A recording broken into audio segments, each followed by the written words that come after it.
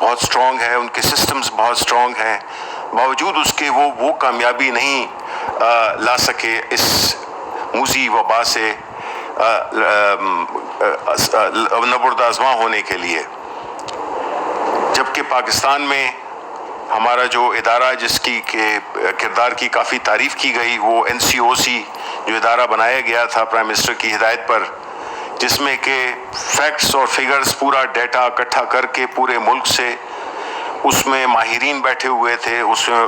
دوسرے صوبوں کے چیف منسٹرز بھی پارٹیسپیٹ کرتے تھے, فیڈرل منسٹرز پارٹیسپیٹ کرتے تھے, آرم فورسز کے لوگ پارٹیسپیٹ کرتے تھے, اور ان فیکٹس اینڈ فگرز پہ, ان اعداد و شمار کی بنیاد پر ہم اپنی حکمت عملی ترتیب دیتے تھے. اور یہی وجہ ہے کہ ہمارے اسپتالوں میں گنجائش, بیڈز کی فراہمی, ایکوپمنٹ کا موجود ہونا, لیبارٹریز, ٹیسٹنگ, یہ ساری چیزیں جو ہے تو جس کم عرصے میں, آپ کو یہ بھی دیکھنا ہوگا کہ کتنے کم عرصے میں یہ ساری چیزیں, یعنی لیبارٹریز 2 تھیں وہ 129 کر دی گئیں. اسی طرح ایکوپمنٹ بننے لگا پاکستان میں جو کہ شروع میں ناپید تھا, امپورٹ کرتے تھے ہم نے لوکلی بنانا شروع کر دیا, بلکہ یہاں تک کہ ہم نے اس کو ایکسپورٹ کرنا بھی شروع کر دیا. اس لیے اس کو جس طرح سے, اور پھر امپیریل کالج کی جو سٹڈی آئی ہے وہ بھی اس بات کو ثابت کرتی ہے کہ جو ہماری حکمت عملی تھی وہ ایک انتہائی پریکٹیکل حکمت عملی تھی, جس سے کہ ہمارے جو کیسز ہیں ان کا گراف نیچے آنے لگا ہے. یہ بات بھی ہوئی کہ اب آنے والی عید جو کہ عید الاضحیٰ ہوگی, اس میں اس بات کا خطرہ ہے کہ کہیں لوگ پھر اکٹھے نہ ہو جائیں جس طرح کہ پہلی عید میں ہوا, جبکہ عید الفطر پہ جبکہ لوگ ایک دم بازاروں میں آئے اور اس کی وجہ سے ہمارا گراف اوپر کی طرف چلا گیا. تو اس دفعہ اس چیز کو روکنے کے لیے حکومت نے بڑے سخت قواعد و ضوابط ترتیب دیے ہیں, اور جتنی بھی ایڈمنسٹریشن ہے اس کو کہا گیا ہے کہ ان کو سختی سے اس پہ عمل پیرا ہوں, کیونکہ ہم نہیں چاہتے کہ جو کامیابی ہمیں ملی ہے اس کو ہم ریورس کر دیں. تو اس سلسلے میں ڈسٹرکٹ ایڈمنسٹریشنز کو بھی انسٹرکشنز, احکامات جاری کر دیے گئے ہیں کہ وہ جو خاص SOPs ہیں جو کہ عید الاضحیٰ کے موقع پر ترتیب ہوں گے, اور پرائم منسٹر صاحب کا یہ بھی کہنا تھا کہ وہ عید الاضحیٰ اپنے گھر میں منائیں گے, آپ لوگ بھی جو پاکستانی عوام ہیں وہ بھی عید الاضحیٰ کو اپنے گھر میں منائیں. دوسرا اہم نقطہ جو کہ ڈسکس ہوا وہ تھا بجٹ. آپ کو اس پہ بات ہوئی کہ یہ دیکھنا ہوگا کہ جس طرح سے ہماری معیشت کا حال تھا, جہاں پہ ہم تھے جب بھی ہمیں ورثے میں حکومت ملی, جس طرح کے سارے جتنے بھی اشاریے تھے وہ منفی میں تھے, اور اس کو ہم نے اپنی ایک کامیاب حکمت عملی, جس میں کہ پرائم منسٹر صاحب کا یہ جو آسٹیرٹی پروگرام تھا جس میں کہ اخراجات کی کمی اور اپنے ریونیو کو بڑھانے کی حکمت عملی تھی, وہ بھی کافی کارگر ثابت ہوئی. اور ہم نے یہ دیکھا کہ اس سخت حالات کے باوجود, اس کورونا وائرس کے باوجود, جو شروع میں لاک ڈاؤن ہوا جس کی وجہ سے انڈسٹریز بھی بند ہوئیں, جس کی وجہ سے ریونیو شارٹ فال ہوا, 700 ارب کا سے مائنس سے ہم نے یہ بجٹ شروع کیا, باوجود اس کے ایک ایسا بجٹ ترتیب دینا جس میں کہ نہ نئے ٹیکسز لگائے گئے ہوں اور نہ عوام پہ کوئی اور ایسا بوجھ ڈالا گیا ہو جس کی وجہ سے ان کی زندگی وہ ہو جائے, کافی مشکل ہو جائے. تو اس بات پہ بھی کابینہ میں حفیظ شیخ صاحب کی کارکردگی کو سراہا گیا کہ انہوں نے ایسے حالات میں, جبکہ ہم نے قرضوں کے بوجھ تلے ہم دبے ہوئے ہیں, جس کی ہم نے قرضوں کی قسطیں بھی ادا کیں, جس میں ہم نے سوشل پروگرامز کو بھی ذہن میں رکھا اور PSDP کو بھی توجہ دی, اور اسی طرح ہم نے یہ بھی ثابت کیا کہ اگر یہ قرضوں کا بوجھ ہم پہ نہ ہوتا, یہ سود ہم نے اگر اتنی تعداد میں نہ ادا کیا ہوتا جو کہ ہمیں ورثے میں ملا تھا, تو ہمارا جو بجٹ ہے وہ بیلنس بجٹ ہے, یعنی کہ جو پرائمری وہ ہے سرپلس ہے, وہ اس کی گواہی دیتا ہے کہ ہم نے اپنے اخراجات کو کم کیا اور ہم نے اپنی آمدن اور اس میں اخراجات میں توازن پیدا کیا. اس کے علاوہ جو تیسرا نقطہ تھا وہ تھا احساس پروگرام کا. احساس پروگرام ایک ایسا پروگرام جس کو کہ عالمی سطح پر پذیرائی ملی، ایک ایسا پروگرام جو کہ اتنے کم عرصے میں، ایک بہت ہی مختصر عرصے میں ترتیب کی دیا گیا، جس کی شفافیت پہ کسی نے سوالات نہیں اٹھائے، اس کو ٹوٹلی بالکل غیر سیاسی طور پہ جو 150 ارب روپے تقسیم کیے گئے، اور جس سے کہ ان غریب لوگوں کا جن کے کہ کوئی ذریعہ آمدن نہیں ہے، ان کی مشکلات میں کمی کا پیش خامہ ثابت ہوا یہ پروگرام۔ اور یہ پروگرام اتنا سکسیسفل رہا کہ پرائم منسٹر نے یہ انسٹرکشن دی ڈاکٹر ثانیہ نشتر کو کہ وہ ایک اس کا پارٹ 2 بھی شروع کریں، اور اس کے لیے بھی حکمت عملی بنائیں، اور حفیظ شیخ صاحب سے بھی ریکویسٹ کی گئی کہ وہ انشور کریں کہ یہ جو پروگرام ہے فیز 2، احساس پروگرام فیز 2، اس کا بھی تیاری شروع کر دیں، تاکہ ہمارے جو بھی ملک کے جو ہمارے سب سے جو ایک کمزور طبقہ ہے، اس کو وہ کہیں اس میں نہ رہ جائے کہ ان کو کوئی مدد نہ ملے۔ اس کے بعد جو ہے تو ایک اہم ایشو جو کہ پاکستانی پائلٹس کا تھا، اس پہ بھی بحث ہوئی، اس کی رپورٹ پیش کی گئی۔ سول ایویشن اتھارٹی اور PIA کی جو حکام ہیں وہ بھی موجود تھے، اور اس کا جو بنیادی مقصد تھا جو کہ ہماری گورنمنٹ نے شروع کیا کہ کریش کے بعد ہم نے یہ پرائم منسٹر صاحب نے یہ سوچا کہ اس کے لیے ہمیں اپنے گھر کو بھی دیکھنا ہوگا کہ ہمارے کہیں جو ہماری جو پروفیشنل وہ ہے ایک لیول ہے یا سٹینڈرڈ ہے، اس میں تو کوئی کمی بیشی نہیں آئی ہے۔ تو انہوں نے یہ ایک انکوائری آرڈر کی، جس کو کہ مکمل کیا گیا، اس کی رپورٹ پیش کی گئی، اور اس میں یہ طے کیا گیا کہ ہم جو ہے اس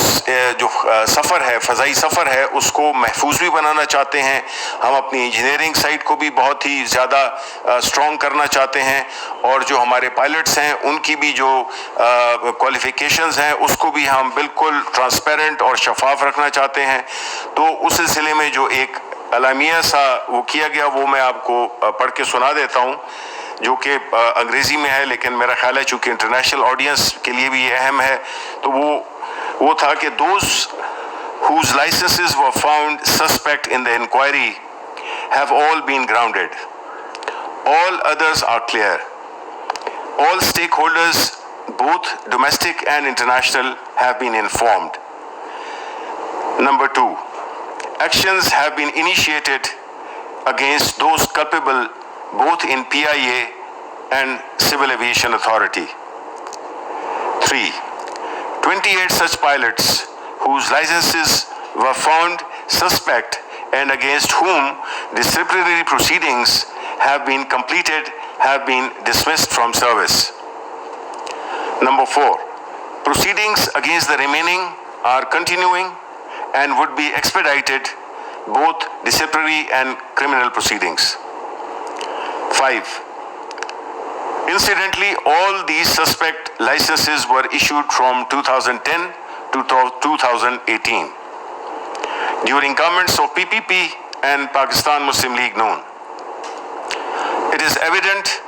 that they corrupted the system to do so. This government believes in reforming the systems, institutions, and to expose and take actions against such organized mafia. This would continue without fear and favor. Number 7, government has already initiated process to reform PIA and Civil Aviation Authority. Figures and other relevant details may be obtained from Secretary Aviation. उसके बाद जो agenda items थे उसमें जो पहले था वो sugar inquiry report के तनाजुर में जो एक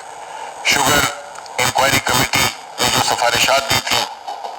उस पर मजीद जो भी डेवलपमेंट्स हुई हैं उसकी ब्रीफिंग दी गई, और वज़ीर सनत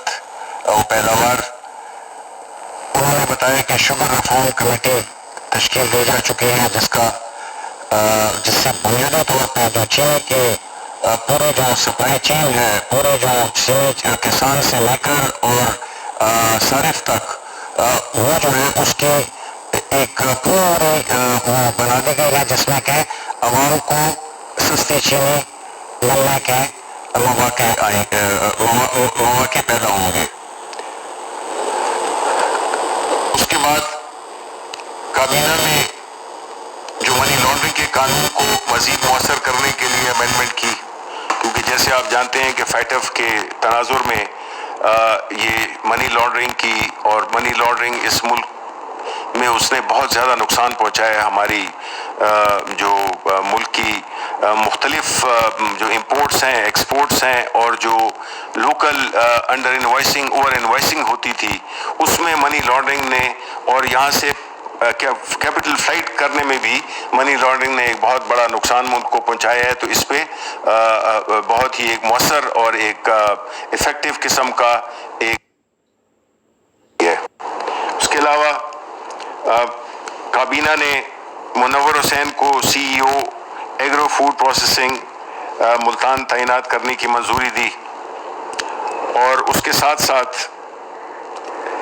سید میکال حسین، عمران وحید الدین اور مراد انصاری کو S T E D C technology commercialization corporation of Pakistan limited کے بورڈ آف ڈائریکٹرز میں بطور ممبران تعینات کرنے کی منظوری دی۔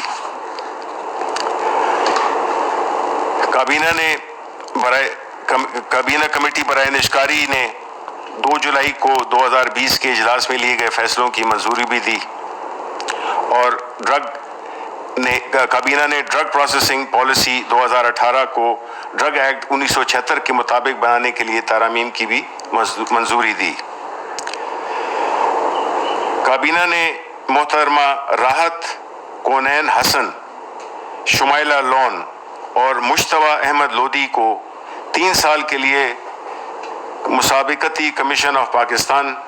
کے ممبران تعینات کرنے کی منظوری دی۔ کابینہ نے راحت کونین حسن کو چیئرمین مسابقتی کمیشن آف پاکستان تعینات کرنے کی منظوری دی۔ یہ وہ کمپٹیشن کمیشن آف پاکستان ہے جس کا ایک بہت ہی زیادہ اہم رول رہا ہے، اور بدقسمتی سے ماضی میں جس طرح سے لوگوں کو وہاں پہ لگایا جاتا تھا، اور یہ شوگر رپورٹ اور جس قسم کی جو کرائسس ہوئی ہیں ہمارے ملک میں، اس میں مسابقتی کمیشن کا ایک بہت بڑا کردار رہا ہے، ایک نیگیٹو کردار رہا ہے۔ ہم یہ امید کرتے ہیں کہ نئی تعیناتیوں سے اس میں بڑے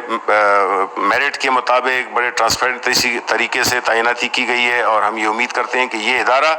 جس طرح کے اور بہت سے ادارے تھے جن کو کہ مفلوج کر دیا گیا ہے، ہم یہ ان اداروں کو دوبارہ کھڑے کرنے کی کوشش کر رہے ہیں، اور ایسے لوگوں کو لا رہے ہیں جو کہ نہ سفارش پہ اور نہ کسی تعلق کی بنیاد پر آئیں، تاکہ وہ ان اداروں کو کھڑا کر سکیں، کیونکہ ادارے ملک کو چلاتے ہیں، اور ادارے ہی ملک کی اور عوام کی انٹرسٹ کا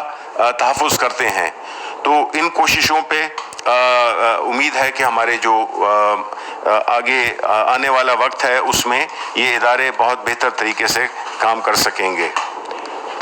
یہ تھا آج کا اس کا خلاصہ، اور جو تفصیلات ہیں وہ ظاہر ہے پریس کو ڈیٹیل میں وہ مہیا کر دی جائیں گی۔ بہت بہت شکریہ۔